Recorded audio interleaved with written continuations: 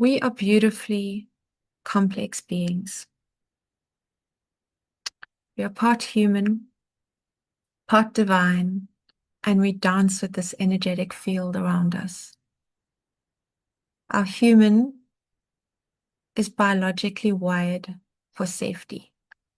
I have a science and bio background, and how our body works is we create patterns of behavior, and then we repeat those patterns, and we want predictability and safety. So our bodies are wired for this safety as a survival mechanism over thousands of years, millions of years. And our soul wants expansion and growth. So dancing with these two opposite pulls can be quite challenging, like stepping into the unknown, embracing that expansion. To embrace that expansion, we have to first feel safe in our bodies, create safety so that our minds can soften and open.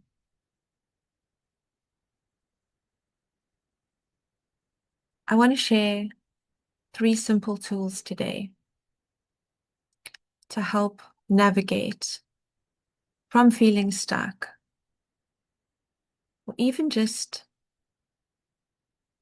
paused, to how to step into that aligned, exciting space. How to take the next step. Where do we go with those 2 opposite impulses? And I've put it into a framework of regulate, reconnect, realign. So first comes regulation, nervous system regulation. So we're hearing a lot about nervous system regulation now. A lot of people are talking about it. What is it actually? Why do we need to regulate our nervous systems? So, like I said, we first need to feel that safety before we can embrace the expansion. So many people are stuck in their heads. It's constant looping thoughts. The world right now is busy. It's beyond busy. As one of my teachers says, we're literally standing on the edge of a new world. And we can get caught up in all of that. There's a lot of overwhelm. There's a lot of busyness, chaos even. So how do we pull ourselves back from that and breathe and listen to our own truth? Regulating our nervous system has become more and more important, critical, as all these stresses of daily life increase. So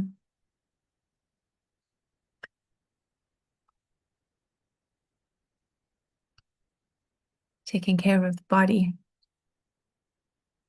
And in fact, even positive change, any kind of change, can be stressful to our nervous system because it's going against the familiar. It's against what we know. So regulating, taking us out of that fight flight. People's thoughts are spinning with all these things happening. And many people are literally stuck in a head bubble. They're not breathing, bringing their awareness into their bodies. They're in this head bubble, stuck loop of spinning thoughts. And those thoughts also generate emotion. Those emotions sit physically in the cells of the body unless they're felt, processed, and released. If they're just stuffed down, stomped on, they come back and they feed back into that loop. We can sit and worry and spin our thoughts on past events that we can't change, on future events that may or may not ever happen, on replaying conversations. It's a waste of energy of our life force. And we are creating our own stress and then feeding it in a loop from thoughts, emotions, thoughts. So it's actually being stuck in a loop of sympathetic nervous system overdrive. It's fight flight. And you can't just decide you're now going to snap out of fight flight. It's biological wiring. We need tools and techniques to help us flip the switch back to rest and digest, to parasympathetic nervous system mode. So, a very simple technique to help switch back. We're going to go through the process now briefly. So just sit comfortably and bring your shoulders down. Try and align your spine. Feel your feet flat on the ground. And take a deep breath, a conscious breath. Your mind is not going to be on the spinning thoughts. It's simply on the breath. So we take a deep breath in, ideally through the nose, and then a long exhale through the mouth. And the key here, there's two keys. The one is that it's a conscious breath. We're actually thinking about the breath, putting our consciousness on that breath and feeling it enter our bodies and breathing deeper. Most people are not actually breathing. They're just ventilating. You're breathing in this top piece. Breathe. And then the second key is the longer exhale. So when your exhale is longer than your inhale, it's actually a hack. It's a switch to go back into parasympathetic, rest and digest. Because it tells your body, it tells your nervous system that in this moment, I am safe. If you're being chased by a lion, you're not going to breathe out longer than you're breathing in. So it's sending that very clear signal, I am safe. It sounds deceptively simple. The best things often are. But just take that breath, take a few, longer exhale than the inhale, conscious breath. Even one conscious breath per day can make a difference to your life. If you can do this a few times a day, even better. If you can do three conscious breaths, longer exhale. It's also sending a message. It's sending that message. It's rewiring your nervous system, creating a pattern, sending the message of safety. So after regulate, and obviously there's a lot more to nervous system regulation. There's many techniques. That is one very simple one. But that one can be life-changing. Those conscious breaths, that longer exhale, so important. We often discount what sounds too simple. So after we have regulated, comes reconnect. And this is reconnecting to yourself. You can't hear yourself. You can't hear your own inner wisdom when your thoughts are circulating and you're in that head bubble. So it's first bringing in the safety, the space, and then dropping into your body and dropping into a deeper wisdom, letting your intuition come through, listening to yourself again, your true self, and ask yourself, when last did I really feel joy? What do I enjoy doing? What do I want to do? What is my soul calling me to do? What kinds of things make me feel good? I remember when I was working all the time on the editing and writing, I stopped doing things I loved. I didn't even consciously decide or really know when I stopped doing those things.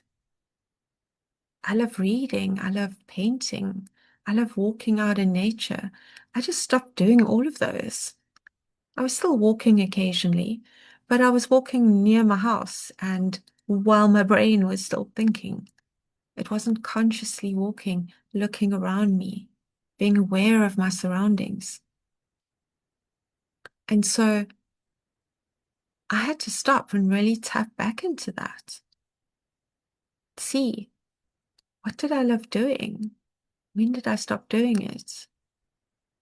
And sometimes when we're first trying to sit quietly and tap in, it can be more challenging than it seems because for some, we've been in a head bubble for a long time. So it's a case of sitting there quietly. If a thought comes up, just let it go, acknowledge it, and let thoughts just drift by without giving them too much attention.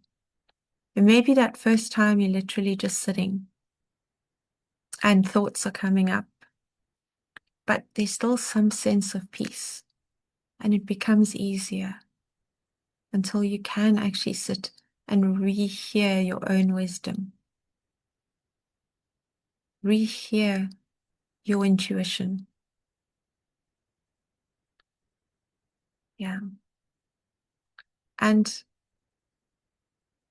yeah, this truth has to come through that noise. So we first clear the noise and then listen for the truth. Sometimes people think listening to the intuition and stepping into their purpose has to be this huge pivot. Sometimes it's just remembering what you already love and then going from there. And the third piece is to realign. And realign involves taking a step, an action. And it's not, oh, now I've got to just do things or busyness. It's the opposite of that. It's because it's coming after the regulation and then the reconnection to yourself. It's what is one small aligned step that I can take today? And then it's taking that one step. That step could be anything. It could be saying no to something. It could be sending an email. A small aligned step that's trusting your intuition, that's coming from within. We often think before we make moves or take action that we need this whole big map, right? Like the 5-year plan and the 2-year plan and the 1-year plan. And there's nothing wrong with that, especially if you have a business and you have your plans. But for changing your life, for taking that next step, it very rarely comes with this huge plan. And often that plan is limiting because we're not leaving space. What does the universe have in store? What's next? It's just taking that small step, the next step, and having trust that the next thing will be revealed. And it's a feedback loop. It's a feedback loop in more ways than one. On one hand, you putting things out into 3D by aligned action. So things are created first in the energetic field, and then that they come to action into the 3D world, right? Via action. So that is sending you're interacting with the field. You're doing things in 3D in action. It also sends a message to your body and your nervous system that step, taking that action, is safe, which then enables more safety for the next time. This is how we grow and change, how we change what our comfort level is. We're expanding our comfort zone because you're regulating listening in, taking that step. And then you trust, you're regulating, and you're listening, and you're taking the next step. And things start to show up. Magic happens. Events, people, a way more beautiful plan than we could have ever had with our map in the beginning. It's taking that next step. So that's regulate, reconnect to yourself, and realign by taking a small aligned action step, and then keep going. That's it. These are some of the things I now help women with.